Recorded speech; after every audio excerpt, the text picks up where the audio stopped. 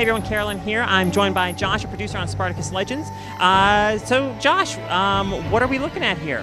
Oh yeah, so today we're showing Spartacus Legends, which is a fighting game based on the license on the show Spartacus from the Stars Network. So, okay, so the idea is, are you actually play as a gladiator, kind of fighting through the grueling gladiatorial battles of Spartacus? So you do get to fight as the gladiators, but we actually take a step back. You are the Lanista, so you sort of own this house of gladiators. So you can see here on the screen right now, I've got a bunch of different gladiators. These are essentially slaves that I own, that I've trained to become gladiators. And all these are guys that I've sort of bought and raised from nothing up and to become gladiators. So I get to choose which of my gladiators I'm sending into these different fights, and then I play as them during the fight. Okay. Now, I'm not a history expert, but I understand that in actual gladiatorial battles, people sometimes died. Is it possible in these gladiators that you've kind of built up? I mean, do they die? What happens if you lose? How does that work?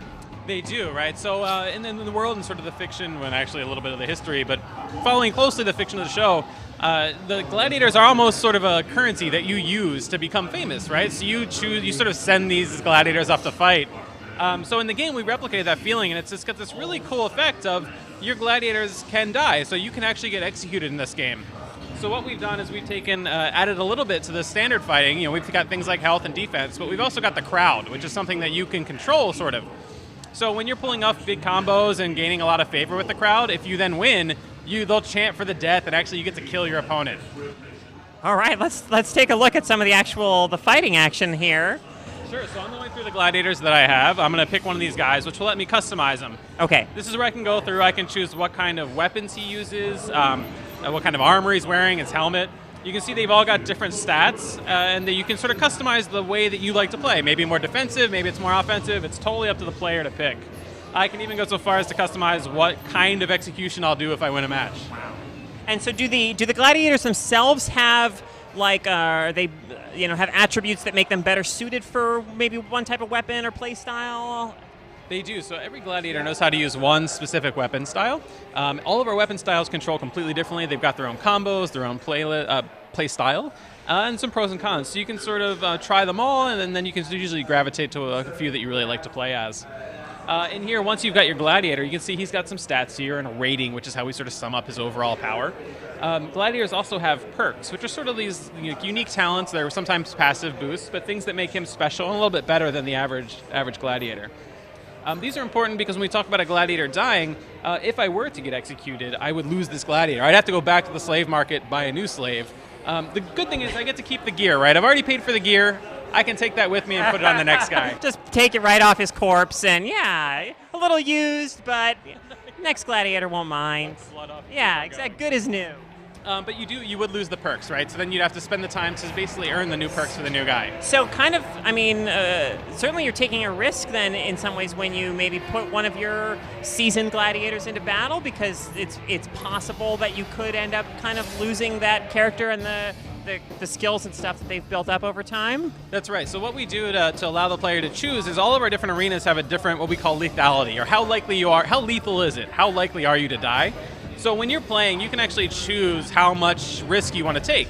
If you play in somewhere like the training yard or the ludus, which is the first area, it's really safe. You're probably not going to die. You're not going to get executed there. But if you wanted to go to some place like the pits, which is the underground fighting area, or even the Colosseum where we are now, it's very likely that if you lose, you're going to get executed unless you play really, really well. I like the headgear on these guys.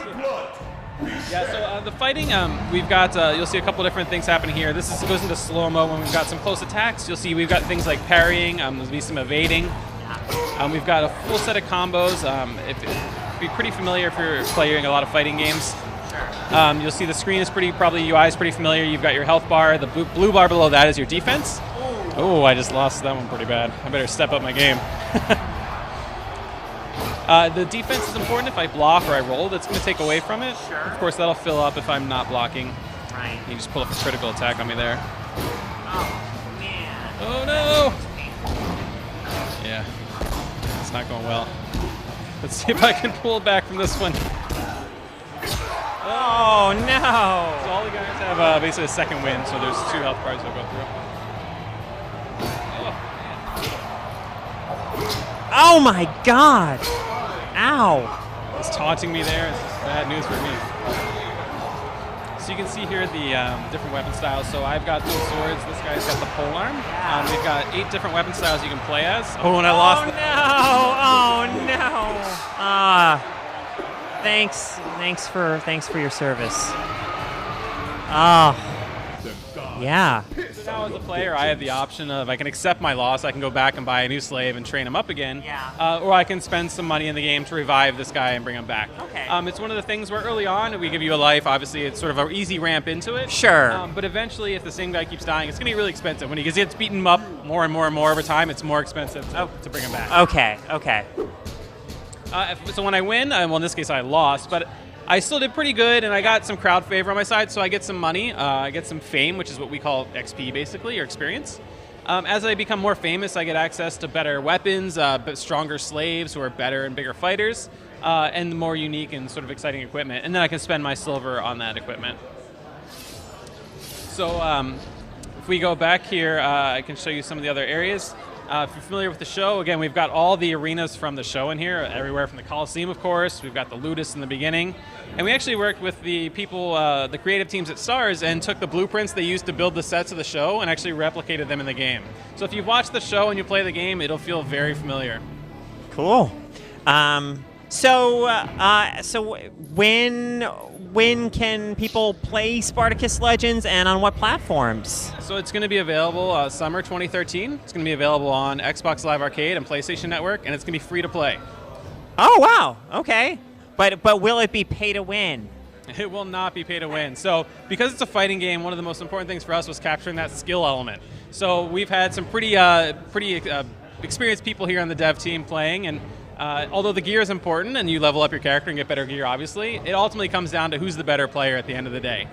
So most of the things that you're buying in the game will let you go a little faster, maybe catch up to your friends. It's really up to you to choose the play style that works for you. Excellent, Josh. Thanks so much for your time. Yeah, thank you guys.